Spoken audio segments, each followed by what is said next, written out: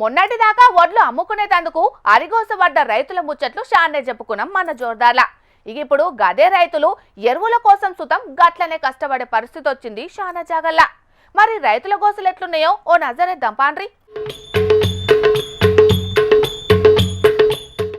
ఎరువుల కోసానికి లైన్లల్లా పాస్ పుస్తకాలను పెట్టి రైతులు ఎట్లా బాధపడుతున్నారో చూస్తున్న రానుల్లా. ఆదిలాబాద్ జిల్లా తలమడుగు మండలం పల్లి ఊళ్ళే ఎరువుల కోసానికి ఇట్లా బారులు తీరిరు రైతులు. అక్కడి సొసైటీకి ఎరువులు తక్కువ వచ్చేటాలకు తెల్లారక ముందు నుంచే రైతులు లైన్లు కడుతున్నారట. పట్టా పాస్ బుక్ ఉన్న వాళ్ళకు 3 బత్తాల ఎరువులు మాత్రమే ఇస్తున్నారట అక్కడ అధికారులు. ఈ 3 బత్తాలు మాకు ఏడదాల్తాయి, యాళ్లకు ఎరువులు చల్లకుంటే పంటలు ఎట్లా వండుతాయని అక్కడ రైతులుగా రానికత్తున్నారు. ఈ ముచ్చట ఇట్లుంటే గిజ్జుడుండ్రి.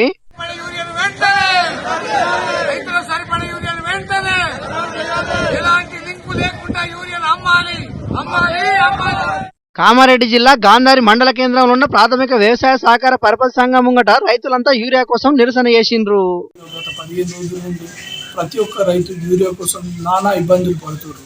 కాబట్టి సొసైటీ ద్వారా ఒక రైతు వెళ్తే ఒక 3 సంచులు మాత్రమే ఇవ్వడం జరుగుతుంది.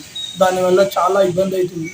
ఒక్కొక్క ఫార్మర్కి ఒక 10 బస్తాల యూరియా ఇవ్వడం వల్ల కొద్దిగా ఫ్రీ అవుతుంది. కాబట్టి ప్రభుత్వం కూడా దీనిపైన చర్య తీసుకొని యూరియా అందుబాటులో ఉండేటట్టు చూసుకోగలరని ప్రభుత్వాన్ని కోరుకుంటున్నాం. యూరియా కోసం 4 రోజుల సంది పడిగాపులు కాస్తున్న సొసైటీలో యూరియా ఇస్తలేరని రైతులంతా ఇట్లా ఆందోళన చేసిండ్రు. ఇప్పటికైనా అధికారులు రైతులకు సరిపోయినంత యూరియా పంపిణీ చేయాలని డిమాండ్ చేసిండ్రు. ఇక అటు నిజామాబాద్ జిల్లా ఆర్మూర్ పట్టణంలో ప్రాథమిక వ్యవసాయ సహకార సంఘం కాడ సుతం యూరియా కోసం రైతులు లొల్లి చేసిండ్రు.